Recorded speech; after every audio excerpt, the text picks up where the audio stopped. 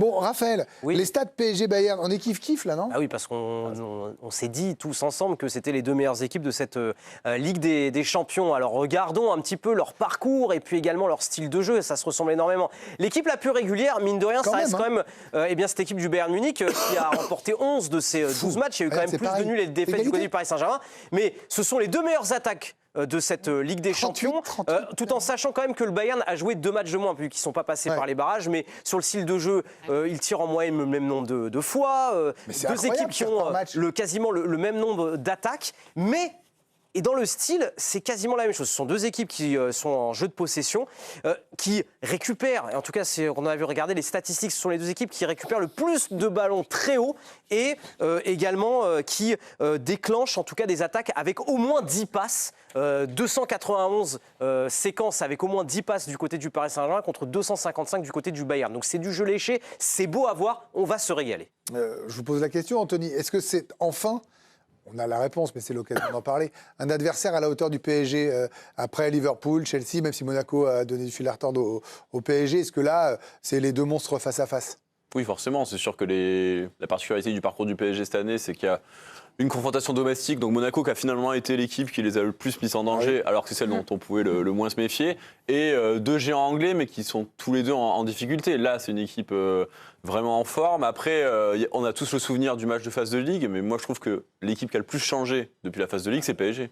Parce que c'est pas du tout le même PSG. Ce PSG-là est beaucoup plus fort. Donc l'enseignement à tirer du match de l'automne, pour moi, il est vraiment à pondérer parce que cette équipe-là n'a plus rien à voir. L'automne, c'était vraiment la période creuse du PSG, qui était encore au cœur de son début de saison laborieux parce qu'il y avait eu la saison précédente qui avait été interminable. Là, ils arrivent vraiment à 100%, à fond, avec une confiance maximale. Et le Bayern peut s'attendre à avoir un adversaire qui sera complètement différent. Donc ça sera un sommet aussi parce que le PSG a grandi et est redevenu lui-même, alors que le Bayern, finalement, c'est plus l'équipe constante qui impressionne depuis l'automne. Enfin, que ce soit en Bundesliga ou en Ligue des Champions, ils sont vraiment hyper constants et ça, c'est très fort. Mais ils partent pas de la même base du PSG qui a dû régler des problèmes que le Bayern n'a pas réglé, puisqu'il avait été éliminé en quart de finale de Coupe du Monde des clubs par le PSG, d'ailleurs. En revanche, on va quand même se remémorer ce match de phase de Ligue, parce que ce qui était intéressant à voir, on a regardé un petit peu ce qui s'était passé, et en fait, le Bayern avait laissé la possession du ballon au Paris Saint-Germain, mais complètement, c'était Paris qui avait surdominé la rencontre. À l'époque, il y avait peut-être un manque d'inefficacité du côté du Paris Saint-Germain. Mais ce qui était intéressant à l'époque, c'est que le Bayern avait un petit peu déjoué, avec laissé complètement le jeu. Il n'y a pas eu de deuxième mi-temps, Louis s'est expulsé. Oui, non, mais ça joue également. Ouais, ça compte beaucoup. Également. Et il y avait eu un énorme problème d'inefficacité du côté du PSG également. Inefficacité et erreur. Les cadeaux qu'ils font plus, on se rappelle du cadeau de Marquinhos à l'époque à Louis. Karim Benani, là on est sur le nectar quand même. Quand on dit enfin un adversaire pour le PSG, on a presque. Alors même si le Bayern a un peu plus souffert quand même contre le Real, vous disiez que vous étiez heureux de ce que vous avez vu. Là, on peut s'attendre quand même à du foot de très haut niveau et deux adversaires qui se regarderont les yeux dans les yeux. Quoi. Mais heureux de ce que j'ai vu aussi mardi soir entre Liverpool et le PSG. C'était un autre style de match, c'était une autre configuration. Et j'ai aimé voir le PSG souffrir et tenir comme ça. Parce que, mine de rien, c'est aussi dans ces moments-là où vous voyez une grande équipe. L'an dernier, ça a été le cas. Souvenez-vous contre Aston Villa, c'était le cas contre Arsenal. Au match retour, au début de match, où Donnarumma avait été phénoménal. Et je trouve que Luis Enrique va pouvoir s'appuyer là-dessus aussi sur cet aspect défensif, cette grinta. J'ai retrouvé Marquinhos impérial derrière, qui s'est sacrifié pour la patrie, ou du moins pour son club. Ça, c'est quelque chose de très important, à mon avis, qui sera aussi mis en avant par Kompany côté Bayern, en disant, regardez, ce sont des joueurs qui sont capables d'aller au maximum de pour parler vulgairement, se taper pour leur club. Et je pense que c'est quelque chose de très important que le PSG a réussi à faire au-delà des buts de Dembélé, évidemment, de cette victoire. C'est vraiment cet aspect-là, moi, que j'ai retenu du PSG. Donc voilà pourquoi... Vous n'avez pas de favori, en gros. C'est impronosticable. En fait, là où je rejoins Anthony, c'est que le match du mois d'octobre... Même les Bavarois aujourd'hui, ils ne vont pas s'appuyer là-dessus. Il n'y a aucun enseignement à tirer véritablement. Et l'ascendant psychologique n'existe plus puisque le PSG a changé de style de jeu, a gagné depuis. Donc non, c'est impronosticable.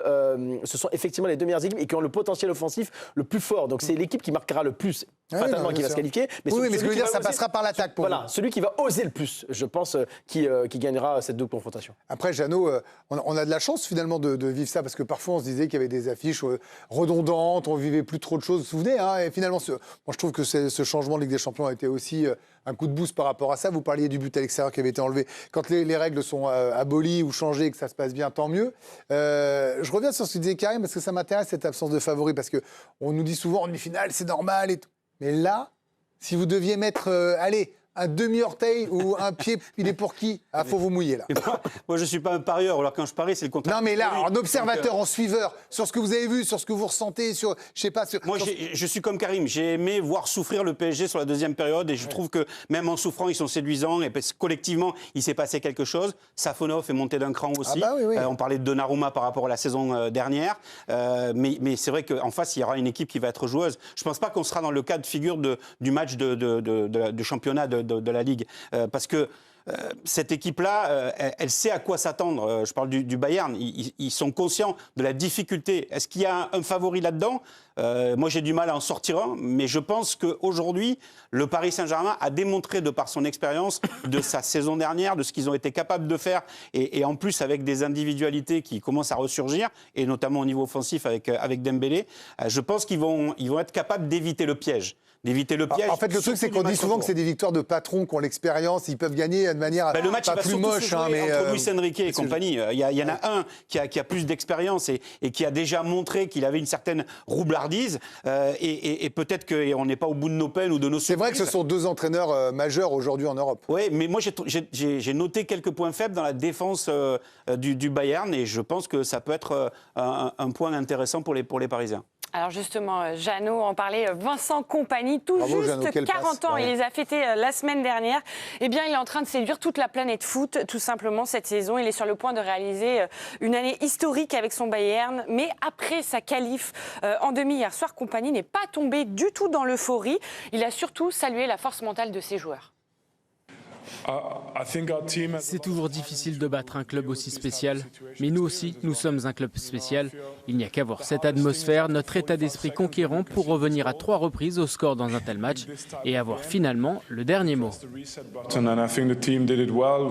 Et son équipe est façonnée un petit peu à sa façon. Il crée une sorte de chaos où l'attaque est reine et le pressing haut devient une clé de son système. C'est une équipe qui ne lâche rien, comme le Kompany joueur que l'on a connu. La direction est d'ailleurs fière de son choix, mais c'était un choix par défaut, mais qui se révèle tous les jours gagnant en ce moment. C'est Max Eberl, directeur sportif du club bavarois, qui est complètement bluffé. La manière dont Vini combine l'entraîneur et l'être humain est extraordinaire. Il sait exactement ce qu'il veut et comment il le veut sur le terrain. Diriger une équipe et représenter un club à seulement 40 ans est quelque chose de très spécial.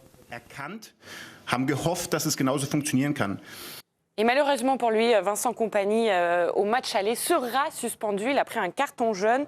Ça le privera donc du banc. Mais pas de panique, il est malin. Il a déjà trouvé une petite solution.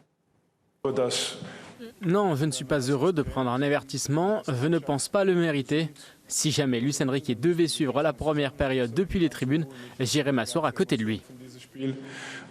Donc cette saison, il peut tout simplement faire un 35e titre de champion d'Allemagne avec le record de buts inscrits par son équipe. La Coupe d'Allemagne, où il est encore en lice, ce sera mardi prochain. Et puis la Ligue des Champions. Voilà ce qui attend peut-être l'entraîneur qui a le plus de style en ce moment. Mais c'est vrai que il y a une similitude entre les deux, parce que les deux écrasent leur championnat depuis des années. Alors le Bayern depuis encore plus longtemps que le PSG. Nous ici parfois ça râle en disant ah bah oui on sait qu'il va être champion. Alors là en Allemagne c'est autant vous dire que ça fait 10 ans, 11 ans bientôt. Donc c'est encore pire. Les coupes pareil ils en gagnent. Ah, même si le Bayern. Dans les coupes ça fait 5 le Bayern qu'il la gagne plus. Vous avez raison ça nous arrange pas. On avait les droits. Et quand ils sont en finale et ça sera sur la chaîne l'équipe. Ah voilà donc enfin merci les gars. Voilà ça fait plaisir. Hein. Ça fait 5 ans qu'on se tape de la Ligue 2 donc maintenant on y va. Allemande hein, parce que nous on aime la Ligue 2 française. Émilie Kompany il a du style quand même et je trouve, moi, que c'est une révélation foot incroyable. On rappelle qu'il n'était pas premier choix du Bayern, pas deuxième, choix, pas troisième. Il était... Non, mais il y a un côté Laurent Blanc à l'époque où il est choisi par le PSG en bout de liste, quoi. Je pense qu'il ne s'est pas, lui, il s'est pas transformé, c'est le regard des gens, le regard qu'on pose sur lui qui a évolué parce qu'effectivement, il a appris avec cette équipe et aujourd'hui, regardez le débat qu'on a en disant que le PSG a enfin un adversaire à sa hauteur. On parle du Bayern avec un jeune entraîneur. Structuré en plus cette équipe. Hein. Moi je trouve vous voyez Kimmich par exemple, il y a 1 an et demi, je vous aurais dit il est sur la pente descendante. Maintenant je me tais. Ouais, mais en équipe nationale, il est repositionné latéral droit et avec le Bayern, il continue à être au milieu de terrain. Ils ont des problèmes en équipe nationale qu'ils n'ont pas. Le réservoir est plus fort au Bayern qu'en équipe nationale. Mais ça ne doit pas être simple non plus. Et ça, c'est lui quand même. Ouais, et puis si vous regardez hier le rapport, alors quand on focus un peu sur Upamecano, qu'attendaient les consignes de compagnie pour monter, faire une tête, etc. On sent qu'il y a un rapport aussi très proche. Et ça, évidemment, on peut forcément faire un parallèle avec Luis Enrique. Après, pour moi, ce que le PSG a de plus, malgré tout, c'est ils sont champions. Ils sont champions et du coup, on sait que dans cette compétition, l'histoire, l'historique, le rapport que vous avez avec la Ligue des Champions est important. Et ça fait quand même la différence. Ils en sortent. Ils le disent tous ceux qui sont passés par là. Mais en même temps, il n'y a pas beaucoup de doublés. Alors, moi, c'est un argument que j'entends, mais à part le Real, ça n'existe pas. Ils vont jouer la demi-finale retour, là où ils ont gagné leur finale de Ligue des Champions. Donc, il faut titulariser Doué, c'est ça que vous dites? C'est bon. Ça peut jouer dans la tête. Ah bon, vous y croyez, vous, à ça? Revivre. Ah bah, pour le coup, il y a des bonnes vibrations. Je pense qu'ils sont contents d'y retourner. Bien sûr, mais j'entends ce que vous dites, j'entends. Mais depuis tout à l'heure, on cherche un favori, c'est très compliqué de le faire. Alors, on peut actuellement parier sur le match aller, mais actuellement, vous ne pouvez pas parier sur la qualification. Non, mais ça, c'est une réalité. On a fait tous les sites de paris sportifs. Donc voilà. Donc pour l'instant, vous pouvez parier que là-dessus. Et même sur le match aller, au Parc des Princes, bon, le Paris Saint-Germain est légèrement favori. C'est logique, mais pas de possibilité de parier donc sur la qualification d'une des deux équipes. En revanche, nos partenaires statistiques d'Opta, eux, ils ont des outils mathématiques de prédiction. Et pour eux, eh bien, le favori de la rencontre, les prédictions de qualification de confrères d'Opta, c'est le Bayern Munich à 61%. Mais voilà, il y a beaucoup de choses qui rentrent en compte, les statistiques, les matchs allés exactement. Et voilà, il y a plein de critères à prendre en compte. Oui, parce que pour faire des stats, il faut prendre tout ce qu'ils ont sous la main et le match de ligue compte. Juste sur compagnie. Oui, allez-y. Bien sûr. À Burnley, franchement, il n'a pas fait un début de carrière monstrueux en tant que manager, en tant qu'entraîneur. Il avait même aussi été entraîneur un peu en Belgique, entraîneur-joueur. En fait, il y a aussi cette donnée d'être dans le bon club au bon moment. Il a quand même un effectif extraordinaire. Alors bien sûr, il y a d'autres entraîneurs qui se sont plantés dans des clubs, dans des gros clubs. Mais ce que je veux dire, la jurisprudence, par exemple Zidane, quand il arrive au Real, il a la proposition de Bordeaux avant, il ne va pas à Bordeaux, il va au Real Madrid.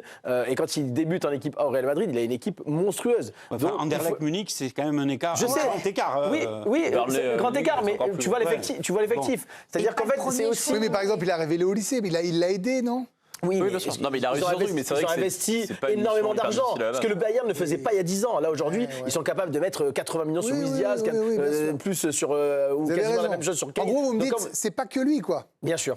Non, ce n'est pas que lui. C'est-à-dire que c'est un super manager, il n'y a pas de problème. Mais je pense que vous mettez compagnie à Stuttgart, peut-être qu'il galère. Moi, en fait, j'aime bien parler des managers, des entraîneurs quand ils surperforment. L'an dernier, c'était le cas avec Rosenior, par exemple, avec à Strasbourg, qui n'avait pas le meilleur effectif de Ligue 1 et qui ou avait comme Luis Enrique, s'il construit avec des plus jeunes environ. Exactement, voilà. Moi j'ai envie vraiment de féliciter et de mettre en avant ces coachs-là quand c'est le cas. Là, je ne dis pas que c'est normal. C'est intéressant. Je dis pas que c'est normal. Je dis juste le Bayern ressemble aussi à l'étiquette du Bayern qu'on connaît. Voilà. C'est un rouleau compresseur. Je veux dire, il n'a pas transfiguré l'image qu'on a du Bayern. Je saurais pas dire. Vous êtes très complices ce soir, tous les deux. Mais il y a un problème, Karim. Tu t'es transformé. Mais quand il dit des bons trucs, des fois, ça arrive assez rarement. Et quand il dit la même chose que moi, je le trouve très bon.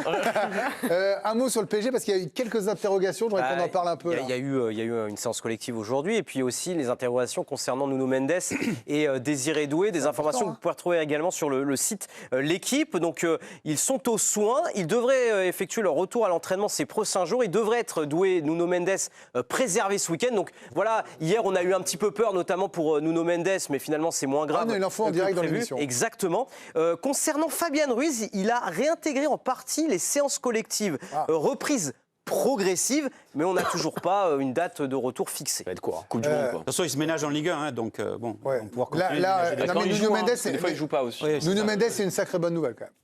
Ah bah oui. Mais moi, je reste persuadé que si tu continues d'avancer dans la compétition et que tu n'as pas de blessés, comme ça a été le cas la saison dernière, bah, tu vas aller au bout et tu vas faire le doublé. Il y a quand même ces petits grains de sable là, qu'il va falloir surveiller. Parce que ils en ont plus que l'an dernier, quoi. Mais bon, ils s'en sortent. Oui, mais il y a, encore une fois, comme le disait Anthony, il y a la saison précédente qui fait que tu arrives, tu supportes un petit peu moins aussi l'accumulation de matchs et le rendement physique. Mais Nuno Mendes, c'est important, mais Doué, c'est important aussi. Oui, c'est important. Nuno Mendes au lycée, moi je paye pour voir. Ah ouais. Je le dis, le match dans franchement, le match, ça va être. Et je vais vous dire, S'il refait le match de la on fera finale des de débats. l'élimination contre Yamal, effectivement, ça peut être plus qu'un. ah bah c'est-à-dire que Nuno Mendes, il les a tous. Alors en fait, on va dire les choses clairement. Vous nous suivez, vous aimez le foot. Il les a tous mis dans sa poche, les plus grands. inspiré.